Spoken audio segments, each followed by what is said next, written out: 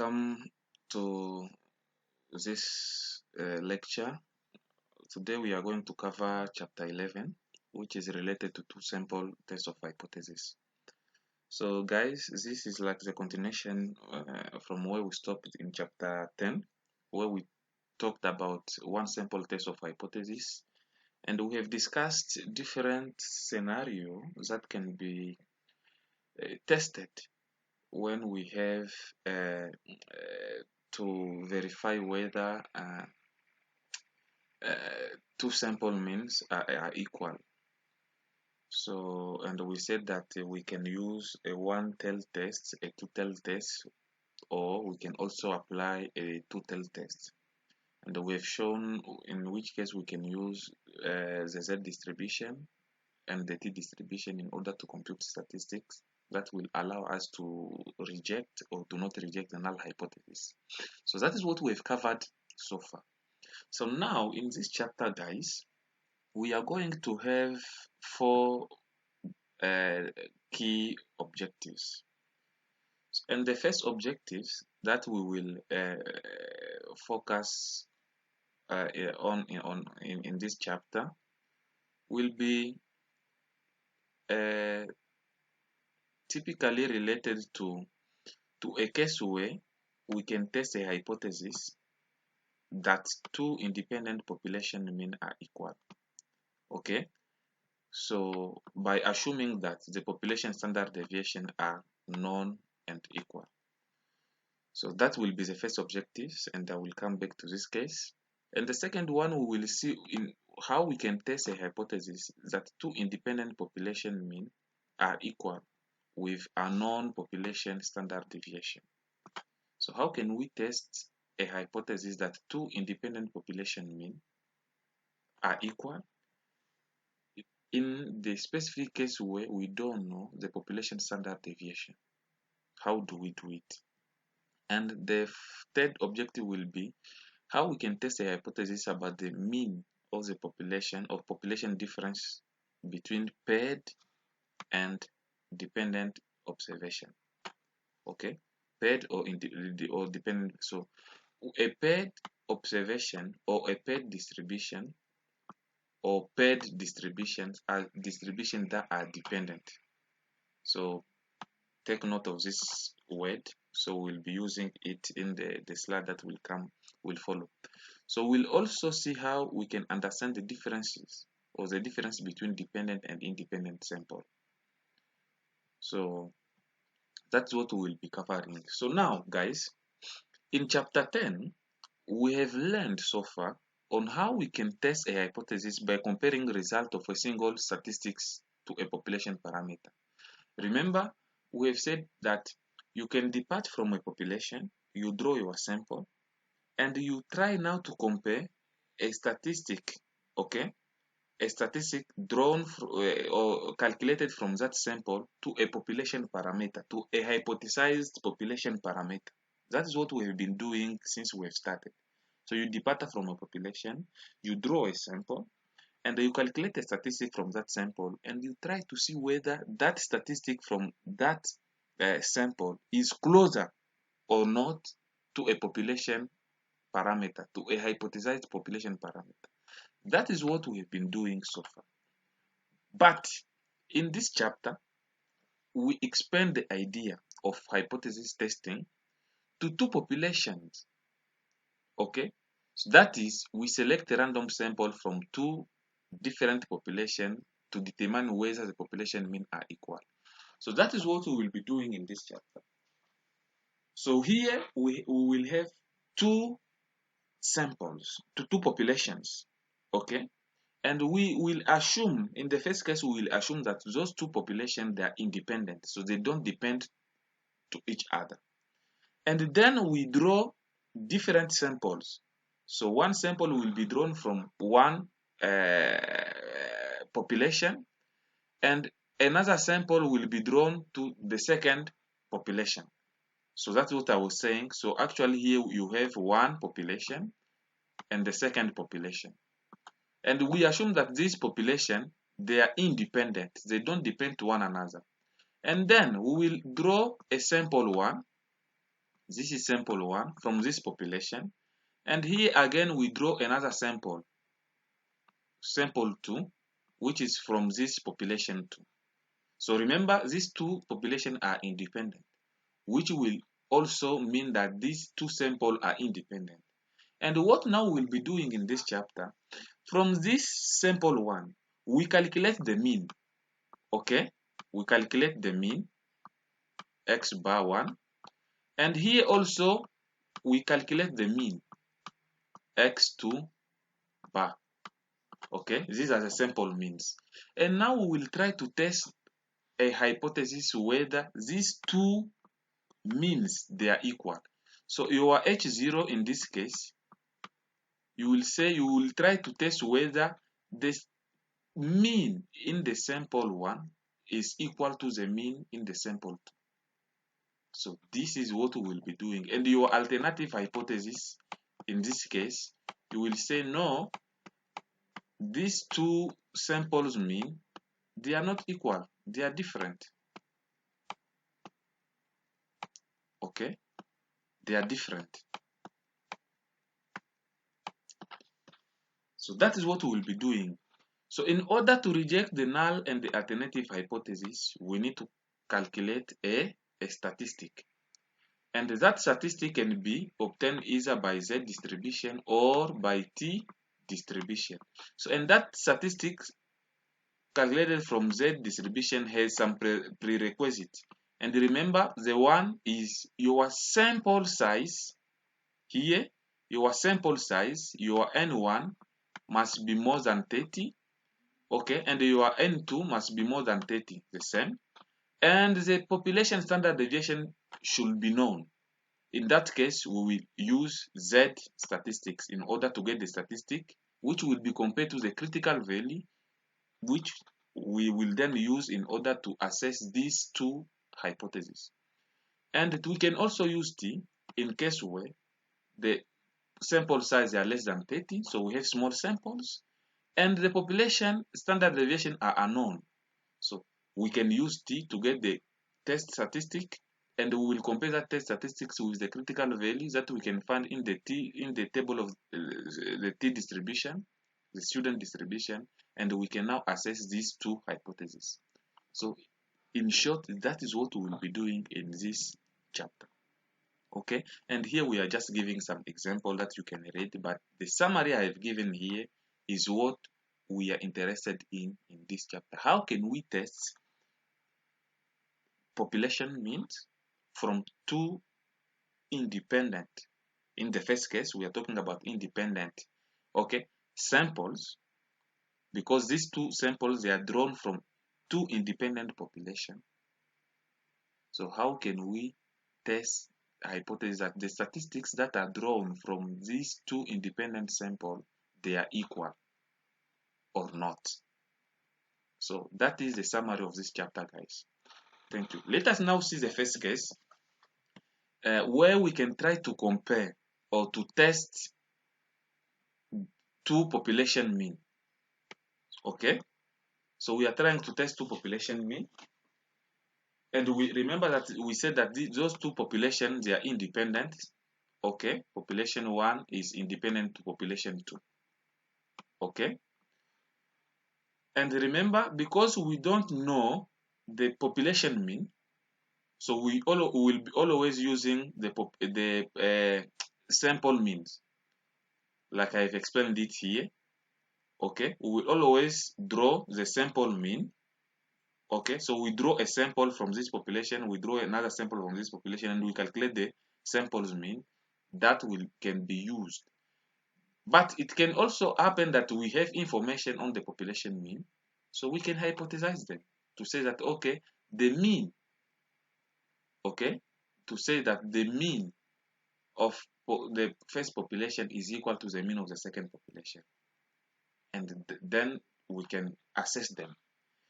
So when you are comparing two population mean, so here you must bear in mind that no assumption about the shape of the population are required. So here we just assume that the two populations are normally distributed. Okay, So the sample are from independent population. That's what we have said. So we'll draw samples that are independent because those samples will be coming from two independent populations. And now in the case where both samples are more than 30, okay, 30 observation, that's what I've said already. So we will use Z to get the statistics as often. Okay, if our sample size are more than 30, we use the Z distribution to get the statistic. So and the formula to get the Z statistics is the following. So in the case your sample size is more than 30 and your population standard deviation are known. So the standard deviation in this population are known.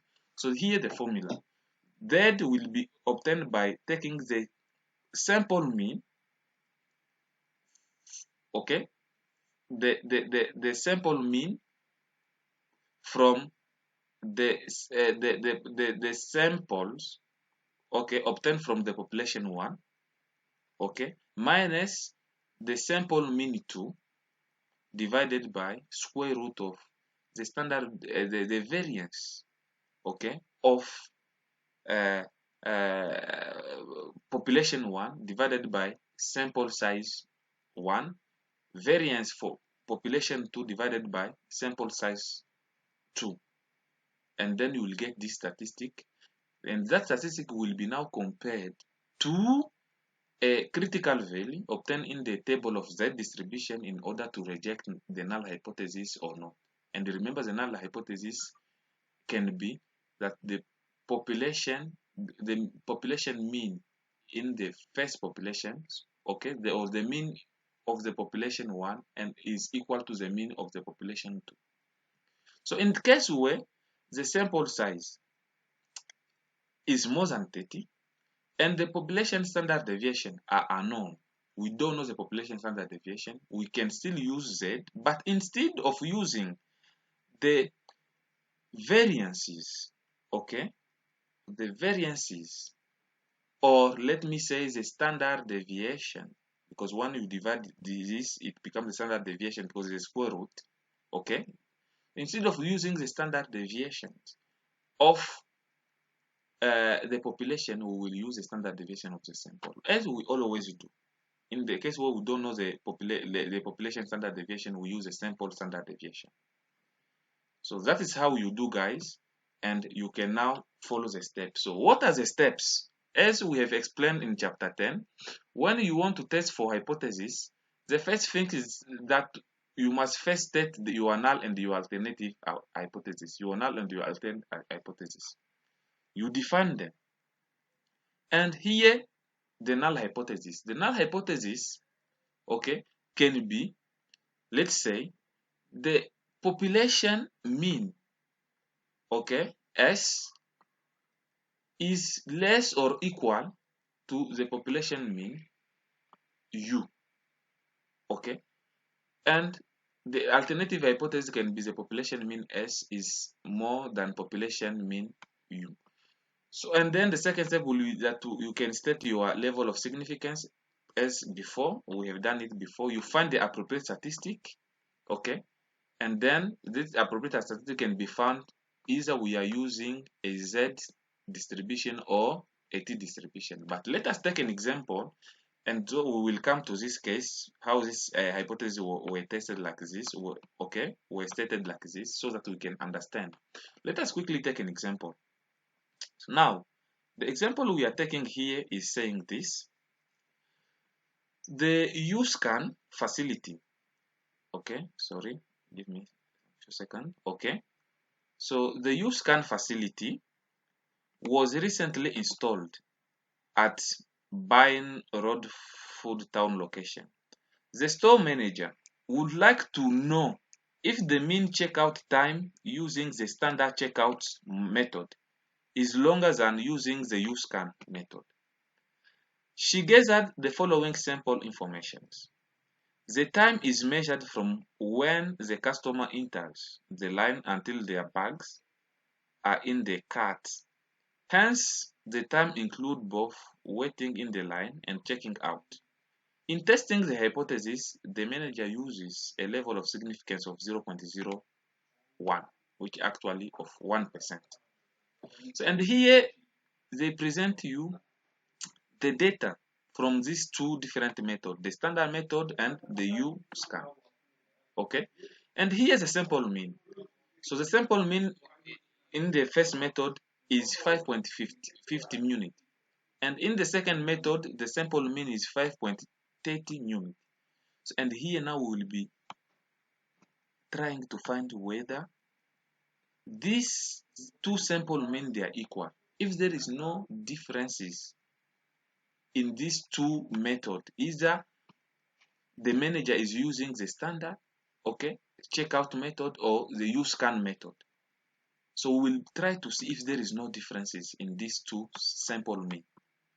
Okay, so and then we have here information on the population standard deviation. They are given for two samples, and we have the sample size. You see, so in this case, because we have this information, we know the sample size, and in both cases they are more than 30. Okay, and secondly, the population standard deviation are known. So here we can use the Z formula. Okay, the Z formula, the first here, this one, we can use this one in order to determine the Z statistic that can be used in order to either reject the null hypothesis that is stating that the mean, the population mean in the standard method is less or equal to the population mean in the U-scan method. And the alternative will be the population standard, the population mean of the standard method is more than the population mean in the U-scan.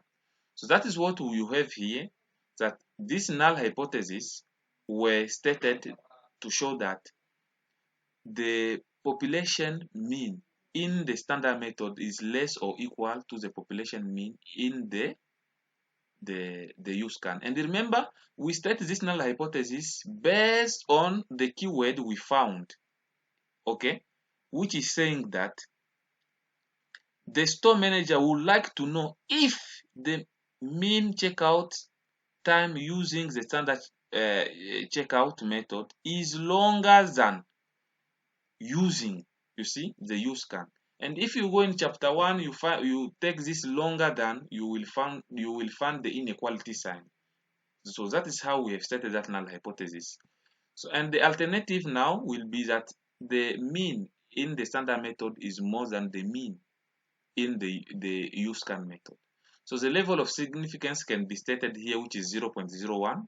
Okay, and we can now find the appropriate test statistics, and we have said that here, because the sample mean the sample size are more than 30, so we can use Z distribution, and I showed you the formula that we use in the Z distribution.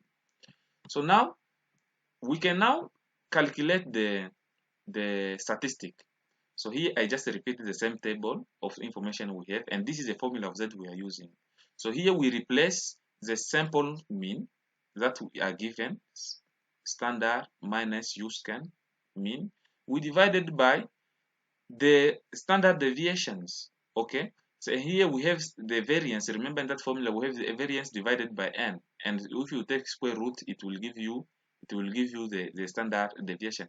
So here we have 0.40 square. Remember, okay, the variance is the square. The standard deviation is the square root of the variance. So if we want to get the variance, we just take the standard deviation over power 2. That's what we have done, divided by the sample size, and we repeat again, we take the variance divided by the sample size, and we have calculated a Z statistics of 3.13. So now, because we are interested to see whether this sample mean, okay, the two sample mean or the two population mean, it is the same. Remember, here we don't know the population mean, and we can only assess that hypothesis using the sample mean. So now we are testing if there is differences in the sample mean, okay, and then now we need to find the value of the Z statistic. And remember, the level of significance, the level of significance is 0.01. So let us go and do this simple calculation, because we know that the area under the curve represent a probability, okay, the entire area represent a probability of 1. So now we have a level of significance of 0.01. So now we can easily find the differences between 1 and 0.01, which will give you 0.99, sorry. Okay, 0.99. And remember, guys, we have said here that as the null hypothesis is stated, you have more than. This simply means that we have a right hand side test, a right tail test. Remember from chapter 10, because you have this inequality sign in the alternative or the alternate hypothesis, it simply means that you have a right hand tail test, which will simply say this, give us this representation, that the rejection region, okay, here, the rejection region here has a level of significance of 0.01. So if you take the probability, the entire area which represent a probability of 1, now you minus this region here of which has a level of significance of 0.01. So the entire area here where we cannot reject the null hypothesis represent a probability of 0.09. Okay, so if you take this area represent a probability of 0.99, sorry, here represent a probability of 0.99. So if you take this 0.99 plus 0.001, it will give you a probability of 1, which is a probability related to the entire area here. Okay, so now let us now go and find the critical value associated to this 0.99, this probability of 0.99. And remember here, Z, that critical value should be here. So we must find that value.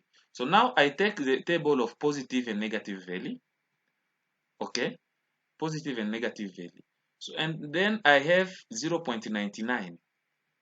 So 0.99. So here I have 0.98, 0.98, 0.98, 0.9901. So actually 0.99 is between these two values. And because 0.9 is between these values, so I will take the greater value, which will be 0.9901. And now I will look the Z value which is associated to this probability. And it is 2.33, so 2.33. That is the critical value. So reason why, guys, here I have done it for you by saying that the Z critical value is equal to 2.33. Okay, and that is what you have here, this representation. So that's what I have explained before there, that here you have this rejection region has a probability of 0.01, which is a level of significance. And remember, we've defined that the level of significance is a probability of rejecting the null hypothesis when it is true. So, and this entire area here represents a probability of 0.99. So if you sum 0.05 plus 0.49, you will have the probability of 0.99. That's what I have explained above. So now we go again and we review the rejection rule. So remember from chapter 10, we have said that once in the case where we have a right tail side, okay, a right tail kind of test. Remember in chapter 10 here, let me open it quickly for you, because these two chapters are related. What we have been doing so far, everything is related. So this chapter 11 rely on what we have done in chapter 10. And remember here we have said, in the case where we have a right tail test, okay, so here is the rejection rule. So we are in this scenario, okay, And because we are using Z distribution, so we will reject the null hypothesis if the Z statistic, the calculated Z statistic is more than the Z alpha, the critical value of Z alpha, because we have a one tail test, a one right tail test. So it will be Z alpha and not Z divided by 2. We take Z divided by 2 in the case where we have a two-tail test. And this is the case of a two-tail test because we don't have an inequality sign in the alternative hypothesis. So that is what we will use in order to reject the null hypothesis. And then here now, that's what I've repeated here. That's the rejection rule for H0. And then now, the conclusion is that because the calculated value is more than 2.33, remember we have found a Z statistics of 3.13, and this 3.13 is more than 2.33. Hence, we will reject the null hypothesis. And that's what we have given here, saying that the computed value of 3.13 is larger than the critical value of 2.33. Our decision is to reject the null hypothesis. And hence, the difference of 0.20, this difference here, if you take 5.50 minus 5.30, you will have 0.20 unit. Between the mean checkout time using the standard method is too large to have occurred by chance. So therefore, we conclude the USCAN method is faster. That is a conclusion.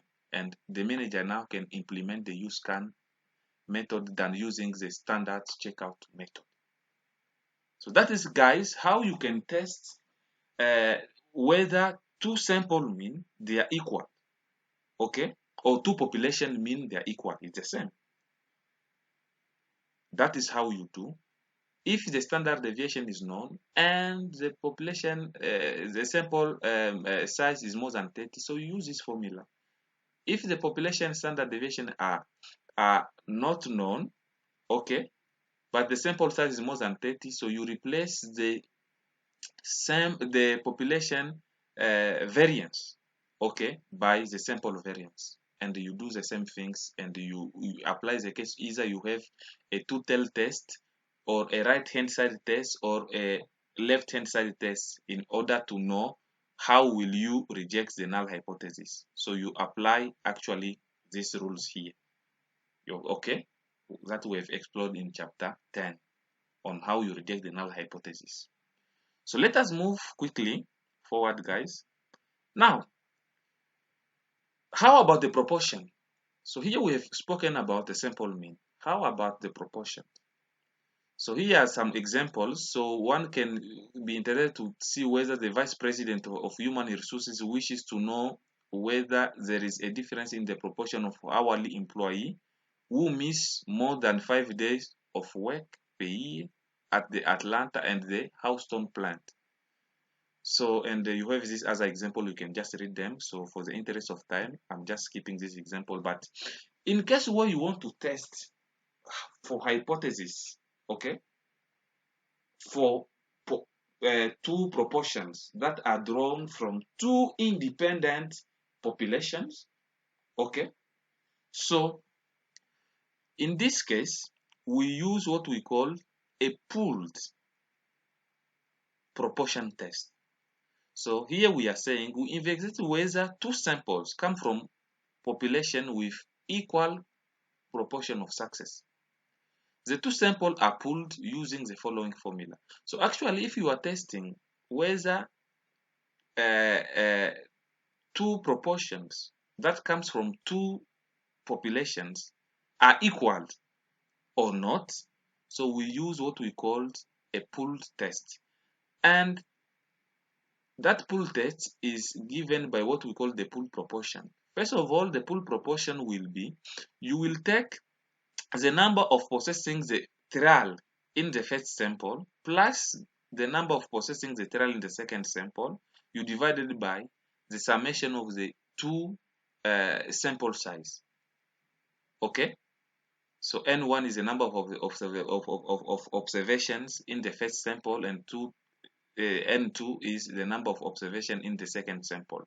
So once you get this pooled proportion, so now you can use it, okay, in the Z formula that is used to get the statistics. So the two sample tests of proportion will then be given by the Z, which will be equal to the proportion, okay? The proportion, the sample proportion 1 minus the sample proportion 2, okay, divided by the square root of the PC. This PC represents the pooled proportion, okay, that have been calculated as I have explained before, but we have repeated the formula again here.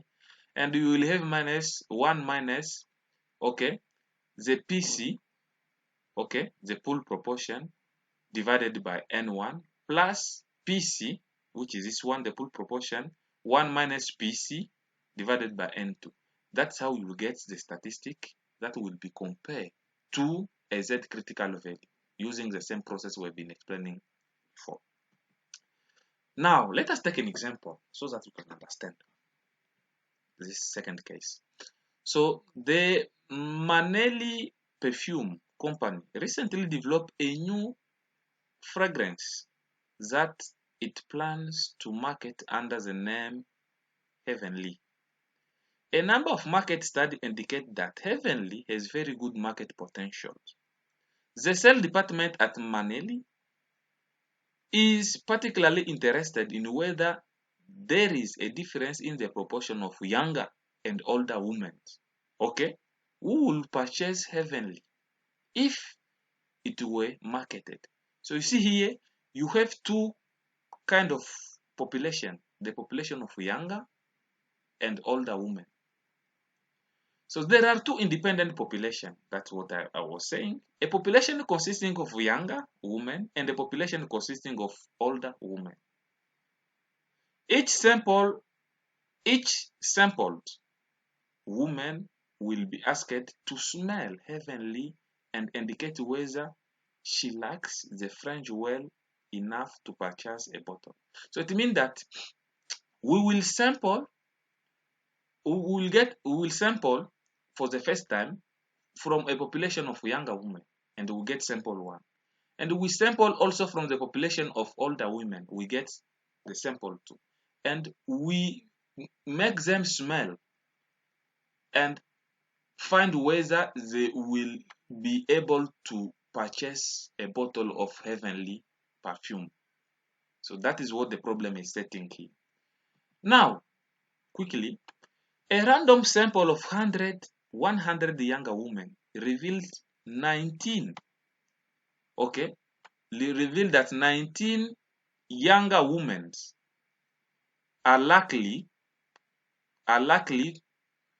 or to buy Heavenly French perfume or like the Heavenly French perfume to a point that they are able or ready to purchase the product. Similarly, a sample of 200 older women revealed that 62 lacked the perfume and they can be ready to buy the product. So we let P1 refer to the younger woman and P2 refer to older women, okay, for better understanding. So now we have pi 1 here. Pi 1 in this case will denote the proportion of younger women who would like to purchase Heavenly. Okay, so and if you want to find that proportion, you just take, for instance, for younger women, you take 19, okay, you divide it by the sample size 100. So, and this will be what we call pi 1. And for pi 2, it will be 62 divided by 200. And we will get that proportion, and that will be pi 2. So which will denote that the proportion of older women who would like to purchase Heavenly. So now, we can now test if whether these two proportions, the two proportions here, they are equal.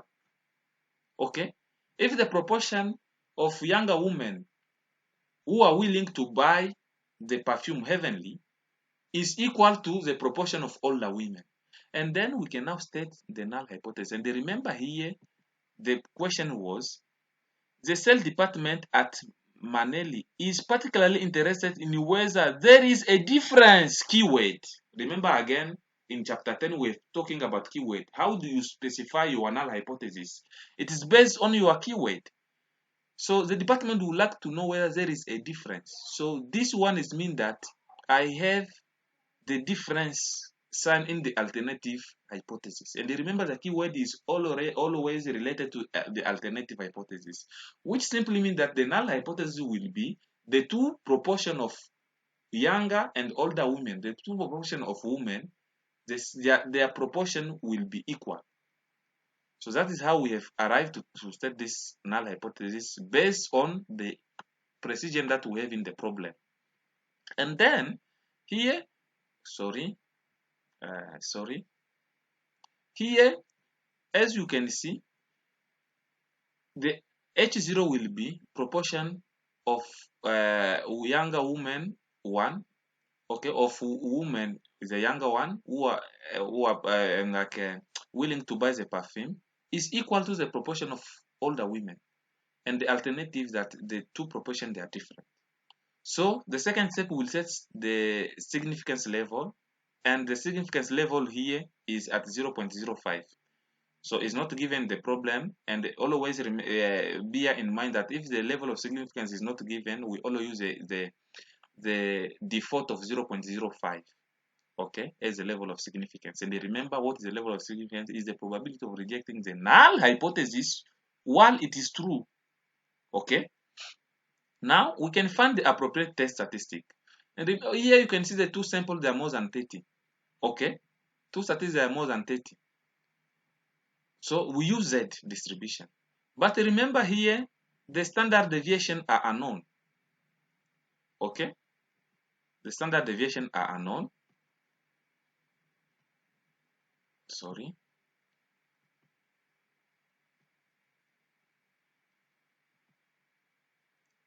okay. But in the case of the proportion, we don't really need to have the standard deviation, since the formula is clear.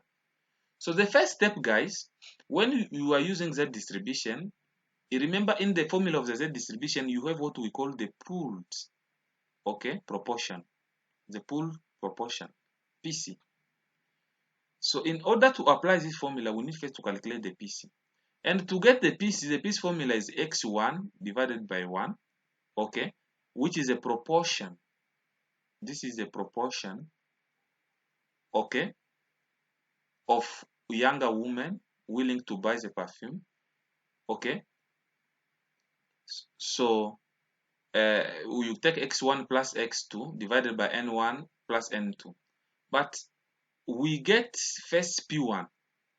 That's what I've explained. The proportion willing to buy is 0.19, and the proportion of women willing of older women willing to buy. So now x1 here is 19, okay, the number of younger women who like the perfume. So we'll take 19 plus 62 older women who like to buy the perfume, divided by n1 is 100 and n2 is 200. If you sum, you will get a PC of 0.27. So once the PC is known, okay, and the P1, which is the proportion of younger women willing to buy the perfume, and the P2, which is the proportion of older women willing to buy the perfume. So we have all the elements that are required to get the Z statistic.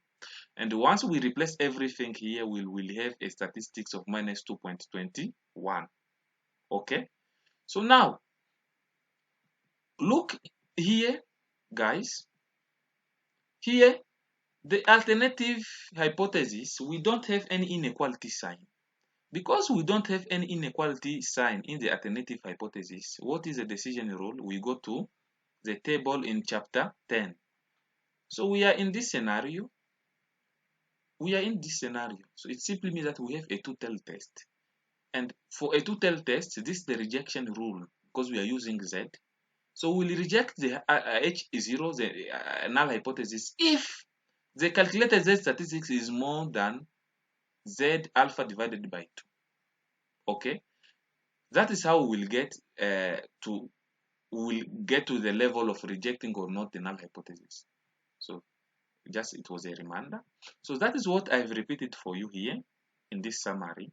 So we will reject the null hypothesis if Z is more than Z alpha divided by 2, or Z is less than minus Z alpha divided by 2. Remember, it's a two-tailed test. So we are actually here in this scenario. That's what I've explained. And we are testing at 0.05, okay? And at 0.05, by finding the Z value, we'll have 1.96, and this side will have minus 1.96. So everybody knows already to get this. And this area here is associated to a probability of 0.95. Remember, it's a two-tailed test. So here you have alpha divided by 2, which will be 0.05 divided by 2, it will give you a 0.025. Here I repeated, we repeat the null hypothesis and the alternative. Okay, and then now we will need to calculate the Z. And remember, the Z was calculated and was found to be equal to minus 2.21. What is the conclusion? The conclusion is that the computed value is 2.21. So you can take it in absolute value, and why is because we have a two-tailed test. Okay, so you can either, if that value follow into this this region, you reject. And in this case, you can see that 2.21 is in this region, is more than 1.96, or minus 2.21 is in this region, is less than minus 1.96. That's what we say. Z is less than this critical value, that Z minus Z alpha divided by 2. So because of that, it simply means that we are able to reject the null hypothesis. That's what we have said, that therefore the null hypothesis is rejected at the 0.0 significance level. To put it in another way, we reject the null hypothesis that the proportion of younger women who will purchase heavenly is equal to the proportion of older women who will purchase. So those two proportions are not equal. So that is how you can also test in the case of proportion, okay, that are coming from two independent populations or samples. So this is a Mineta position. Okay, we are not really interested with Mineta, so I'm skipping it. So now, guys, let us take the second objective of this lecture. So how can you compare or test two population mean with a non-population standard deviation? So far, we have said that the population standard deviation, remember, is known. In the case the population standard deviation is known, in that case, we apply the Z distribution because our two samples are more than 30. So now, how can we also compare two population mean with a non-population standard deviation? And here in this case, particularly, we have small samples. So you have your N1 is less than 30. So in the case where you have less small samples, and your N2 also can be less than 30. Okay. So remember, a non-population standard deviation will always use T distribution. Okay.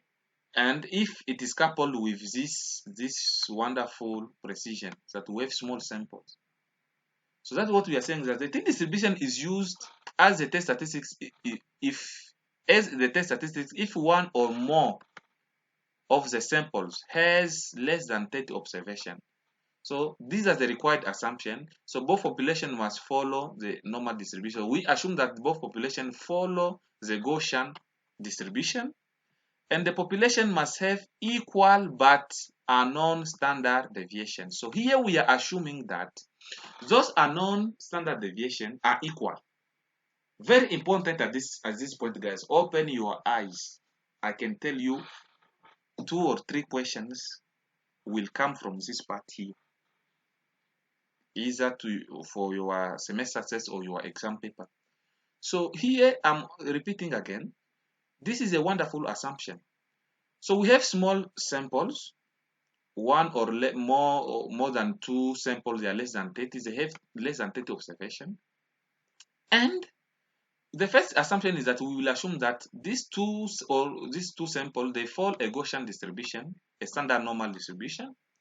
And secondly, the population must have equal but unknown standard deviation. So here, the standard deviation of the population, okay, 1, and the standard deviation of population 2 are unknown.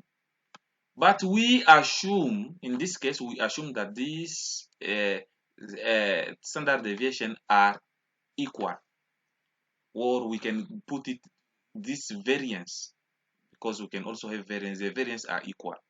So now the last assumption that the sample are from independent population. We assume again that these two samples, they are independent. They are from two independent population.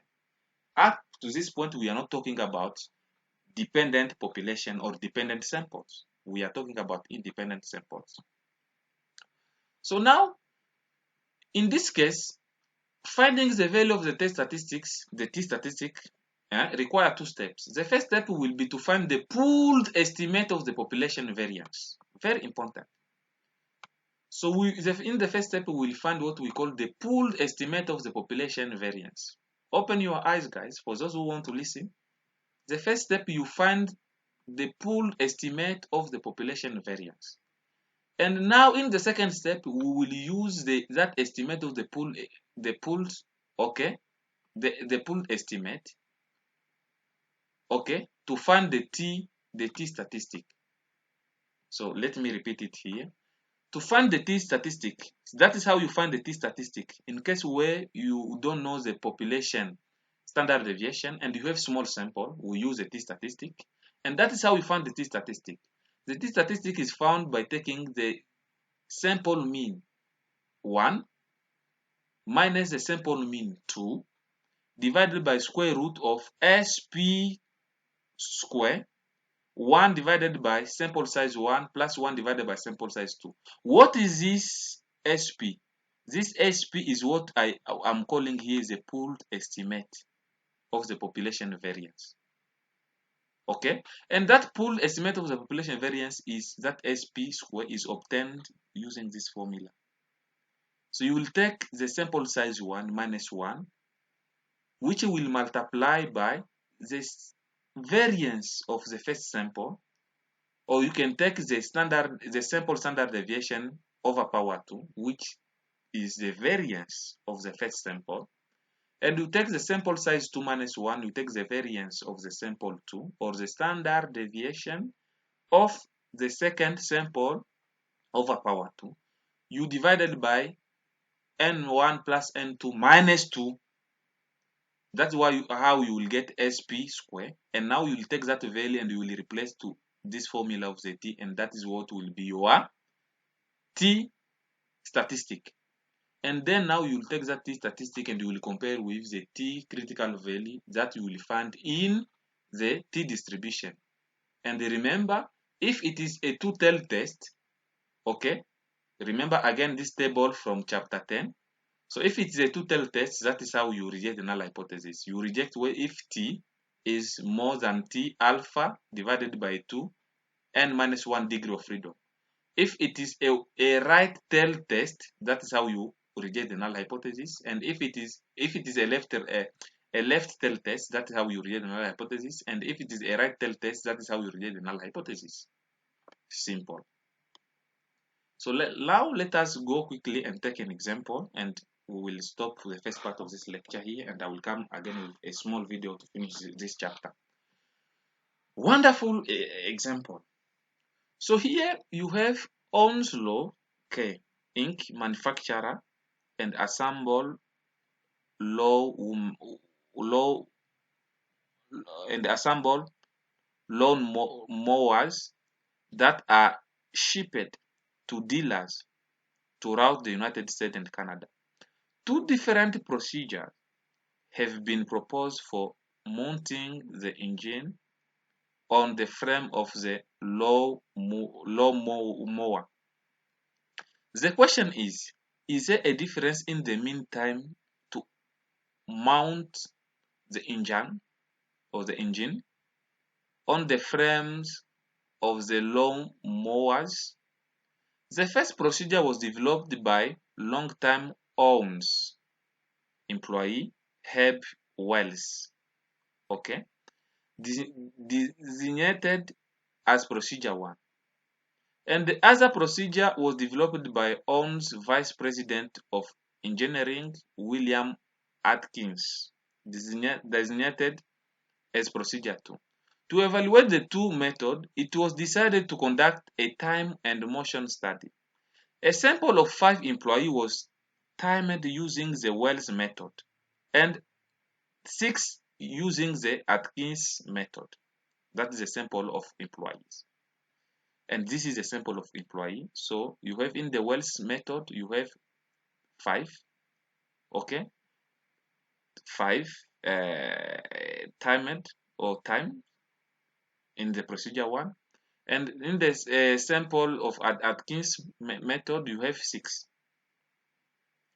The result in minute are shown on the right hand. So that's what I've been explaining. So now the question is that, is there a difference in the mean mounting time?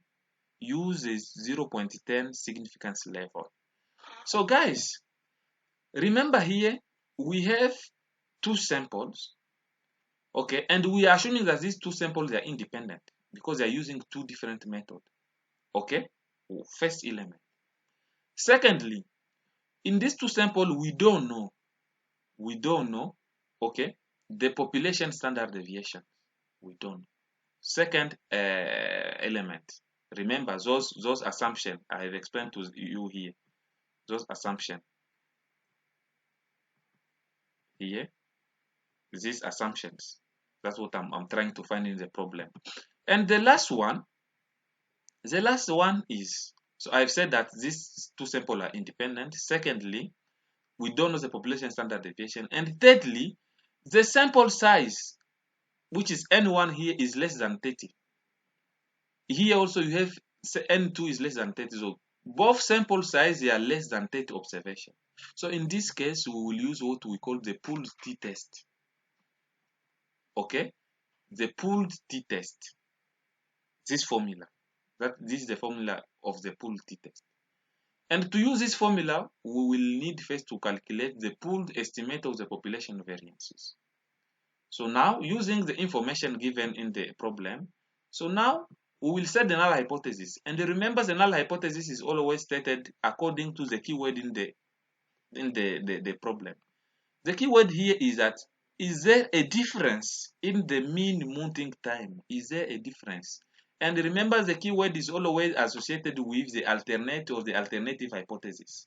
So it simply means that the alternative hypothesis will be the mean, okay, the mean in the first procedure, which is the Wells, is different with the mean in the second procedure, the mean time, okay.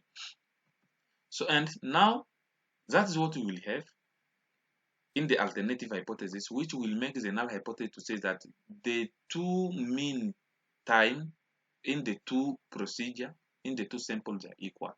So, and you see that here, this null hypothesis does not show an inequality sign or any sign of direction.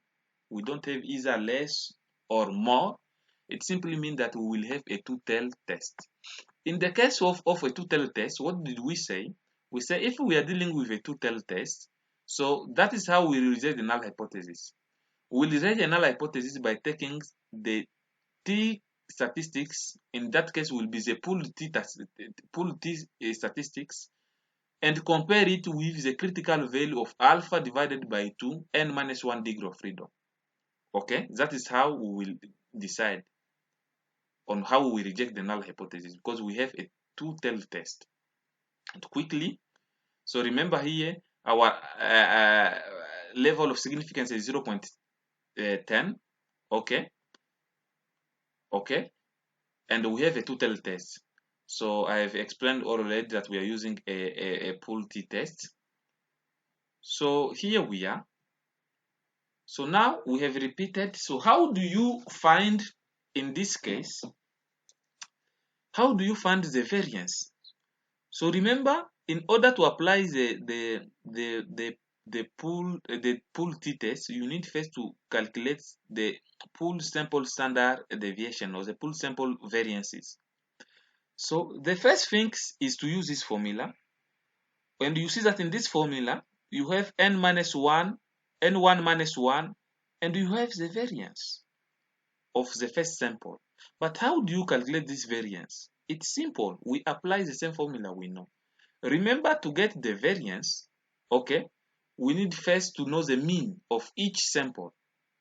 And to know the mean of each sample, for instance, for the well method, sample 1, so we take all the observation, we sum them. You have 2 plus 4 plus 9 plus 3 plus 2. You sum all of them, you will get 20.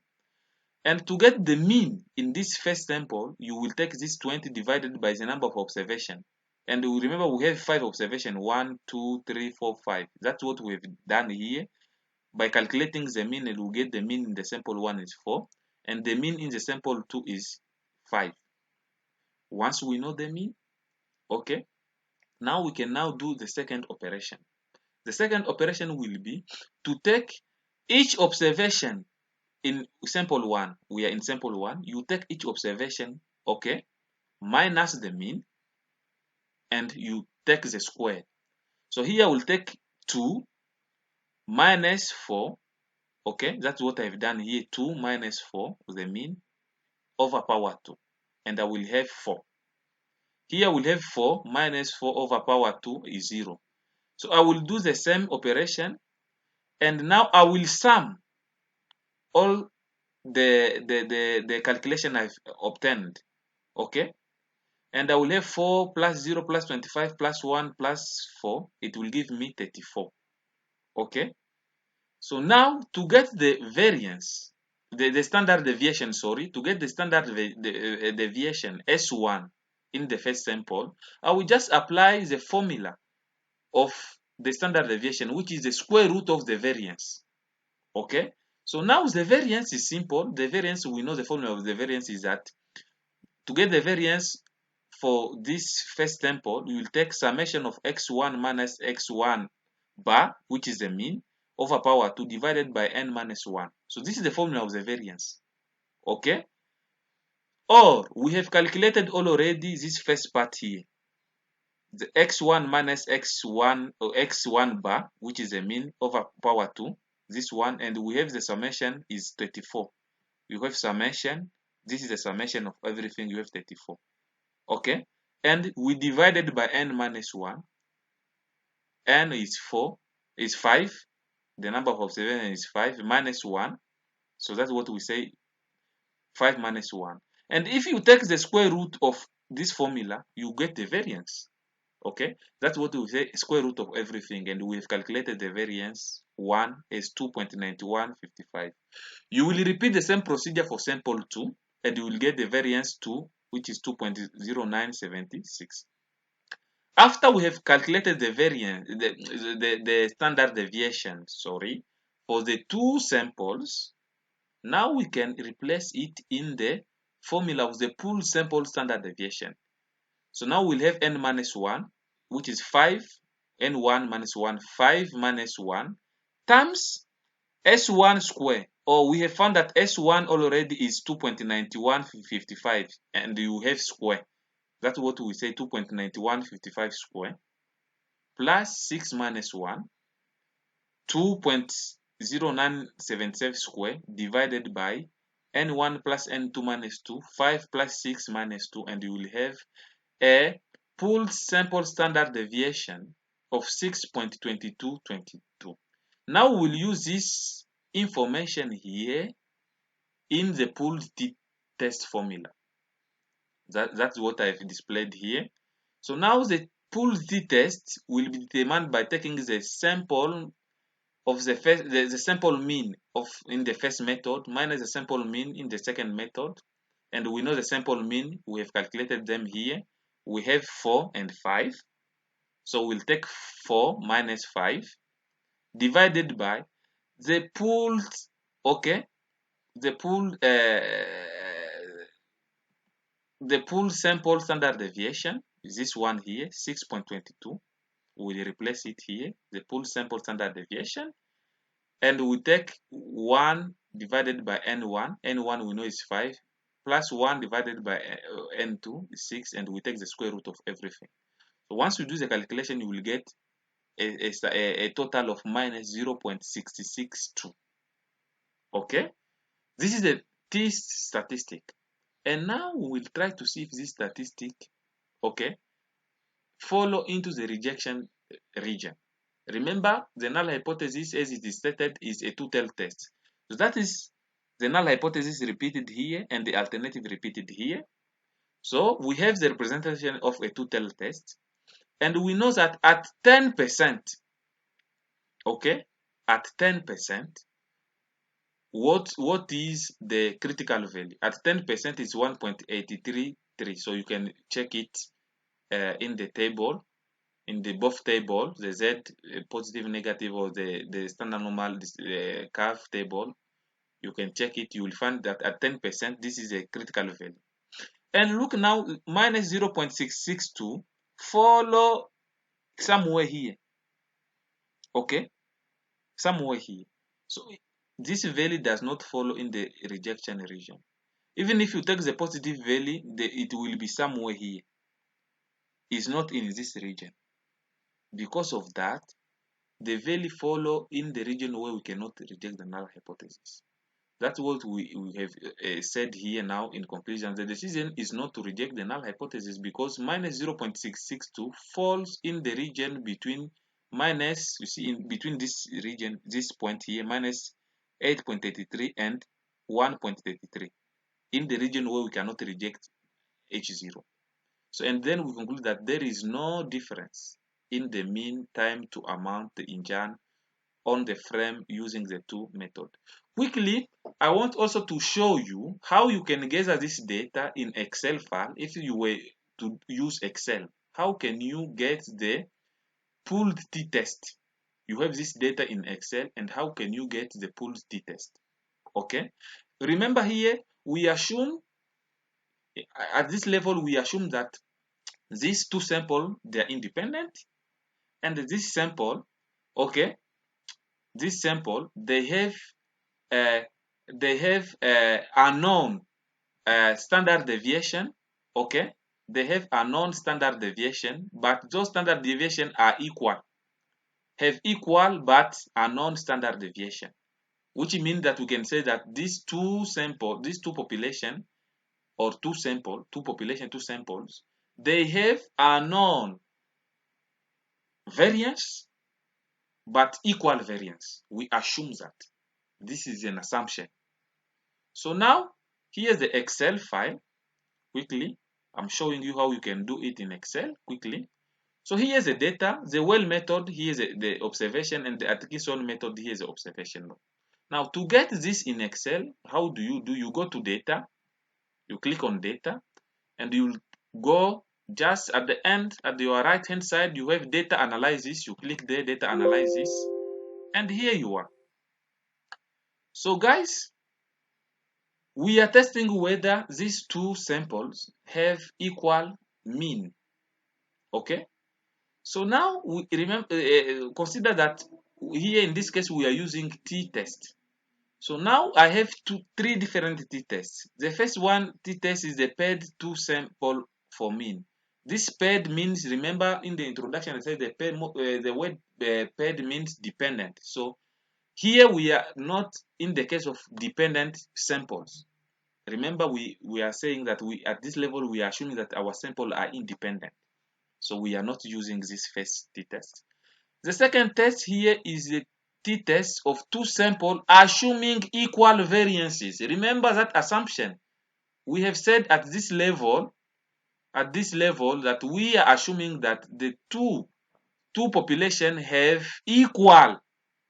a non-standard deviation but equal standard deviation, which can be translated in other way to say that the two population have equal variances, are non-variances but equal variances, which simply means that we are in this case t-test where two samples are assuming to have equal variances.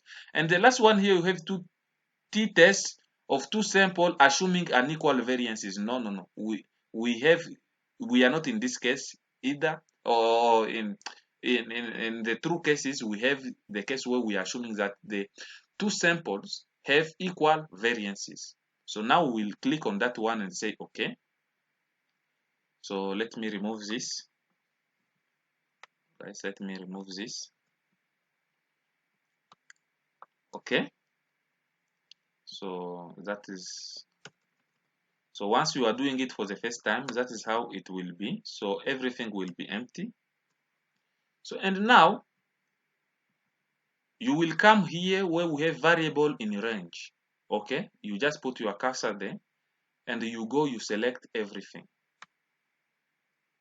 Okay, and variable in range 2, you select the second distribution, select everything. So now you see hypothesize mean difference. You say, okay, the null hypothesis is saying that the mean in the first method is equal to the mean in the second method. Always remember the null hypothesis, because that is the hypothesis, the null hypothesis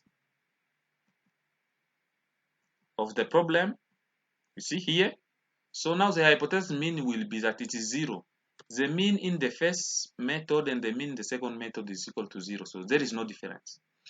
So now you click on labels, and alpha. Alpha here is the level of significance. Remember, we have a 2-tailed side where the one tail will be alpha divided by 2. The level of significance that was given is 0.10. If you divide 0.10 divided by 2, you will have 0.05. And here I put 0.05. Okay. Output range. Where do you want to store your output? You just click somewhere there that I want my output to be stored here. Okay. And then everything is remain the same, and you say okay. Here we are. Okay. Here we are. So here we are assuming that the variance are equals. So that is the assumption we are making. Okay, the variance, and here is the mean for each sample. Okay, and here is the number of observations. Now the pooled variance is 6.22. Remember here we have calculated manually that the pooled variance, you see, is 6.2222. Here you have it here. Okay, so the hypothetical mean is that u is 0. Now this degree of freedom here, the degree of freedom, okay, is obtained by doing the summation of the degree of freedom in the two samples. So here you have the number of observation here is 5. If you take 5 minus 1, you will have 4.